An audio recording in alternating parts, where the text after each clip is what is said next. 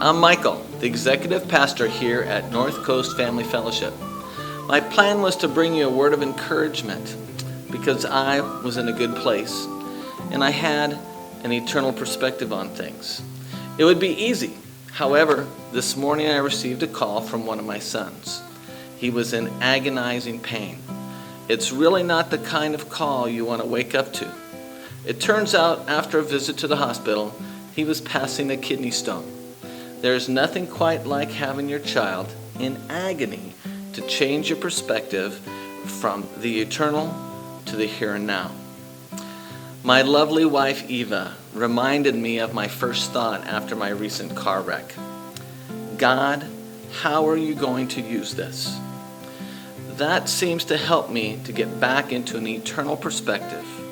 Every day is a gift from God, but all days don't seem to be equal. Now for me, perspective on the journey of life is huge. When I'm able to keep an eternal perspective, life's all good. We are all in different life situations right now with this whole virus thing.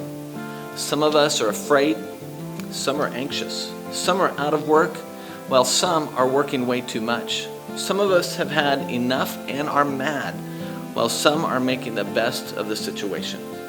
I continue to ask myself, when I have an eternal perspective, God, how are you going to use this? Regardless of what happens, I do know that God never fails. His plan is perfect and eternal. Romans 8:28 says, God causes all things to work together for good to those who love him and are called according to his purpose. Wow. God is faithful and uses everything for his purpose. Satan thought he had won when Jesus died on the cross. God used it as a means for hope to all of us.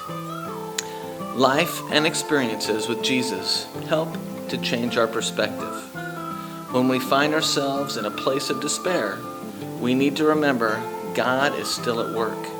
When we are lonely and are afraid, we need to remember that we are part of God's family, the church, the bride of Christ.